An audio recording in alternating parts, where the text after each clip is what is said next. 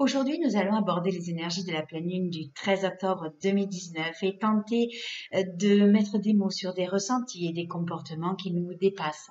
Comprendre aussi notre relation aux autres et à nous-mêmes dans cet axe Bélier-Balance, l'axe du jeu et du nous. Comprendre ce que nous traversons nous permet de mieux appréhender la vie et peut-être de faire de meilleurs choix en étant davantage à l'écoute de nos besoins et de nos envies. Allez, c'est parti.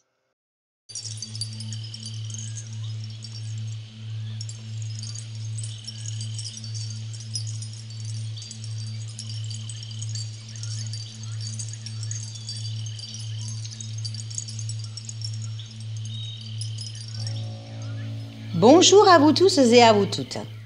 Comment allez-vous depuis la nouvelle lune du 28 septembre? Comment vous sentez-vous? Les énergies de cette nouvelle lune du 28 septembre, sous couvert de changement de cycle, de renouveau, de reconstruction de nous-mêmes, ont quand même eu un certain impact. Impact social-politique avec le décès de Jacques Chirac le 26 septembre, un impact environnemental avec l'explosion de l'usine Seveso de Rouen, le 26 septembre également, et avec la reprise en marche directe de Pluton le 3 octobre, un impact humain assez lourd, dans des énergies qui aujourd'hui se tiraillent entre notre relation à notre individualité, avec la Lune en Bélier, et notre relation aux autres avec le Soleil en Balance. C'est-à-dire rencontrer l'autre, tout en restant soi, et non pas céder à un surmoi individualisé et indépendant, ou à une totale dépendance de l'autre et de son regard. Pour ces trois sujets d'ailleurs, je vous mettrai les liens vers des articles que j'ai écrits correspondant sous la vidéo. Ainsi, certains d'entre vous ont assisté à des tensions ou à des tiraillements relationnels et transformateurs, quand d'autres ont vécu ou vivent encore des passions qui engagent tout leur être, où l'amour avoisine parfois la haine, des amours intenses, furtifs, fugaces, possessifs ou jaloux, avec une Vénus en Scorpion, et conjoint à Mercure, associant la séduction à la parole, donnant des moyens de plaire et de convaincre, qui en dissonance à Uranus rétrograde, cristallise le sentiment amoureux jusqu'à faire voler en éclats la relation lorsque l'idéalisation de l'autre s'est essoufflée. Ce qui, avec une dissonance Mercure-Uranus, tend à nous rendre impatients, nerveux, stressés, avec un besoin de s'opposer aux autres ou de polémiquer.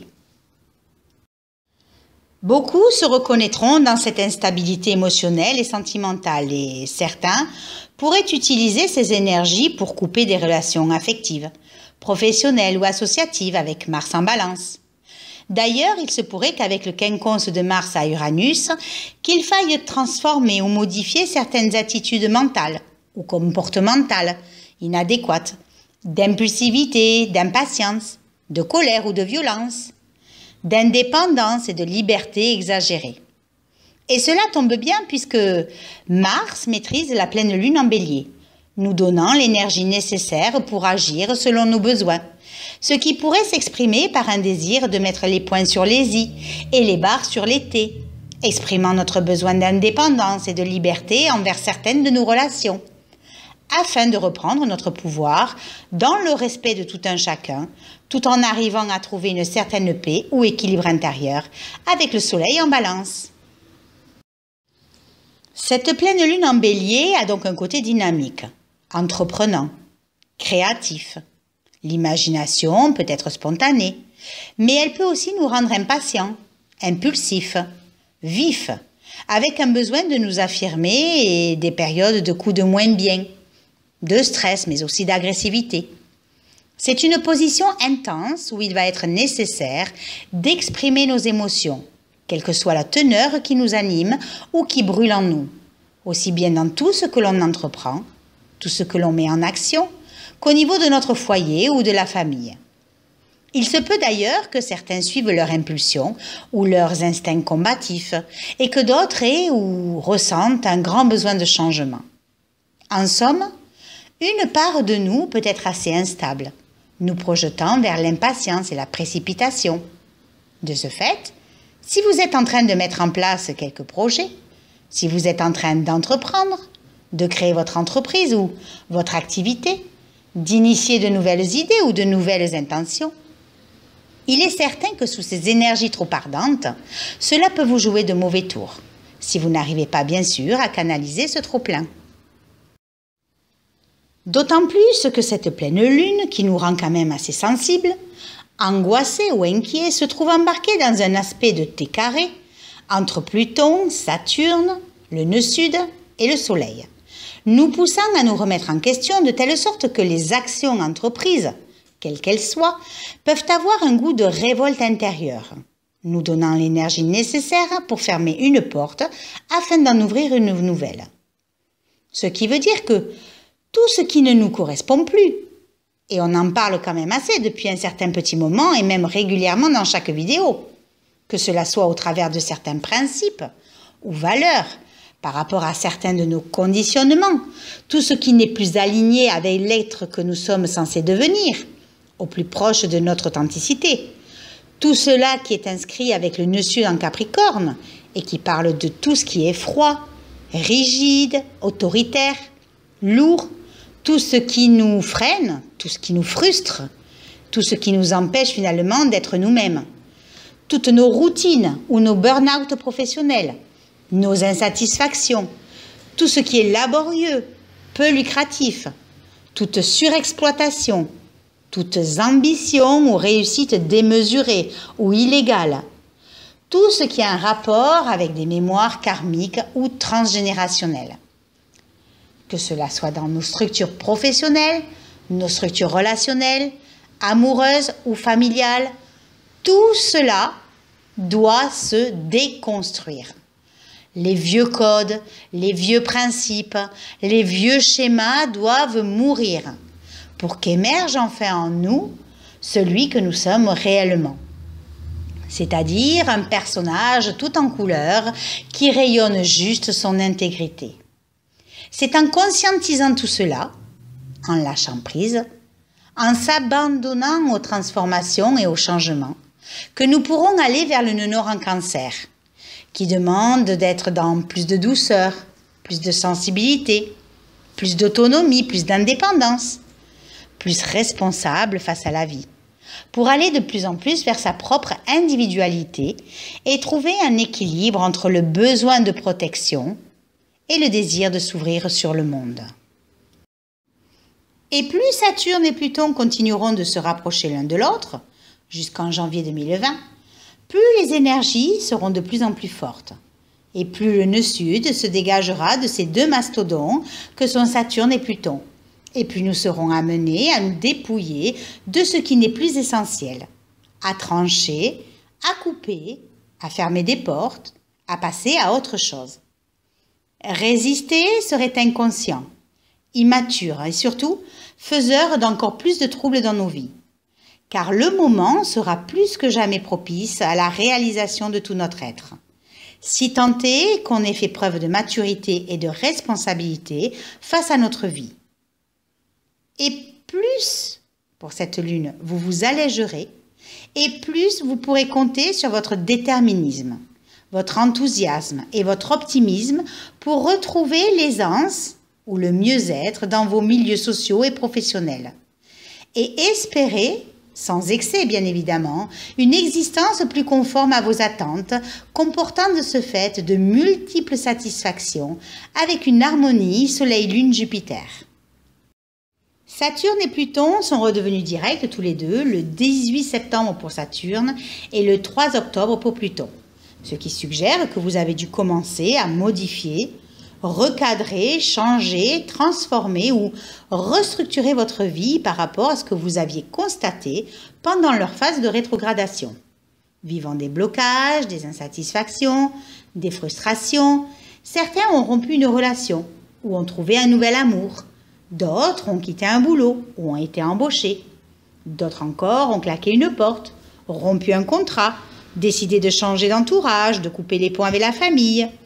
Tout cela a pu certainement engendrer des sacrifices dans vos restructurations. Mais ayez vraiment conscience, en remettant les pendules à l'heure, qu'à un moment donné, vous récolterez les bénéfices de tous vos chamboulements. Et je pense sincèrement qu'il n'y a même plus besoin d'attendre pour recevoir, et que la récolte se fait presque instantanément. Vous rompez avec de vieux schémas, vous lâchez prise, vous modifiez votre façon de penser ou de percevoir la vie, vous faites confiance, vous vous en remettez à la vie et la vie en échange pourvoit à vos besoins selon ce qui est juste et bon pour vous. C'est ainsi que certains sont en train de récolter les fruits de leur labeur. Ils ont été à l'écoute de leur intuition, de cette petite voix qui leur enseignait le chemin à suivre. Ils l'ont écouté sans rien retenir, en faisant confiance en leur bonne étoile, ce qui leur a valu plus de pragmatisme et une concrétisation à longue échéance. Et cela, on le doit à ce triangle mineur entre Neptune, Saturne et Mercure, qui accompagne toutes ces transformations avec ce T carré.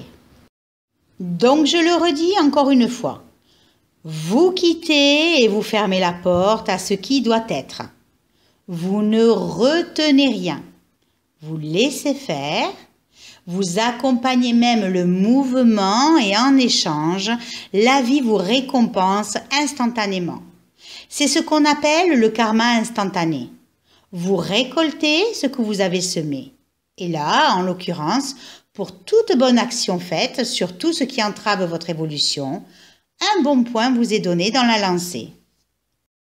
Si en revanche, vous vous accrochez à des situations ou à des personnes, alors que vous savez que rien de bon n'en sortira, que tout est bloqué, que rien n'avance jamais, ni ne change ou n'évolue, et qu'en plus cela vous fait de plus en plus souffrir, vous créerez des tensions et des conflits de telle sorte qu'Uranus vous arrachera à ces sécurisations.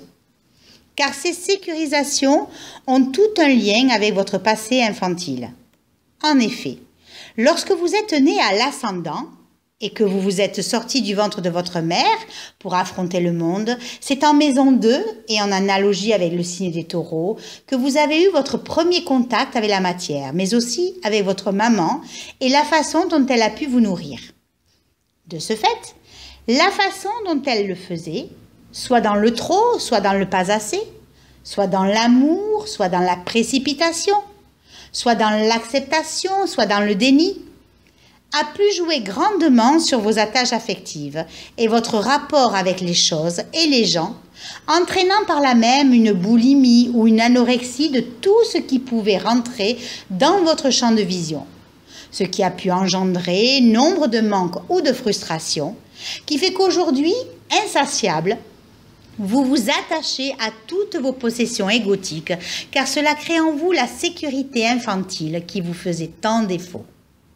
En comprenant cela et en travaillant à harmoniser votre façon de vous nourrir par votre travail, vos rencontres, votre façon de penser, vos possessions, en comprenant que vous n'avez plus besoin d'attendre qu'une personne extérieure ou qu'une chose ou un objet vous remplisse, mais que vous pouvez maintenant vous alimenter vous-même et tout seul, vous pouvez alors laisser vos possessions libres de partir ou de rester, car votre vie n'en dépend plus désormais.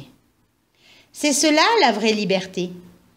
Accueillir dans sa vie ce qui arrive de la même façon que ce qui s'en retourne, avec la même acceptation et le même lâcher-prise. De ce fait, cette pleine lune en bélier prend enfin tout son sens. Il va s'agir de trouver l'équilibre entre l'expression de votre individualité, le je, et votre appartenance au groupe, le nous, ce qui revient à chercher l'harmonie en soi pour trouver l'harmonie autour de soi. Je vous souhaite à tous et à toutes d'apprendre à lâcher avec ce qui ne fait plus sens dans votre vie et qui vous bloque dans votre évolution, mais aussi de vous ouvrir pour recevoir les compensations de ces divers sacrifices. Je vous souhaite également une très bonne pleine lune, certes un peu tendue, mais ô combien transformatrice.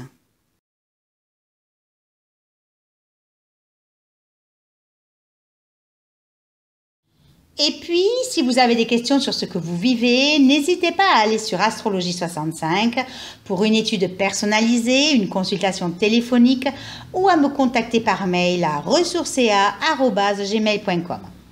De la même façon que si vous souhaitez vous former à l'astrologie pour apprendre à mieux vous connaître, vous ou votre entourage, ou si vous recherchez une autre formation, un MP3, un e-book, vous pouvez aller sur le site de Ressourcea à ressourcea.net. D'ailleurs, à ce propos, vous trouverez un tout nouveau service, l'hypnose spirituelle de régression, pour régresser dans les vies antérieures, rencontrer des parts de nous qui sont encore bloquées dans certaines vies et les libérer. C'est ici que le travail à la racine du problème prend tout son sens. Je vous invite également à liker ma vidéo si vous avez aimé ainsi qu'à la partager autour de vous. Vous pouvez aussi vous abonner à la chaîne YouTube pour être prévenu dès qu'une vidéo sera en ligne. N'hésitez pas non plus à vous abonner à la page Facebook Ressourcea Astrologie 65 car je mets régulièrement des petits articles énergétiques et astrologiques sur ce que nous vivons et sur les transits planétaires. Vous trouverez de toute façon tous les liens en dessous de la vidéo. Merci pour votre intérêt pour mes capsules astrologiques et à bientôt!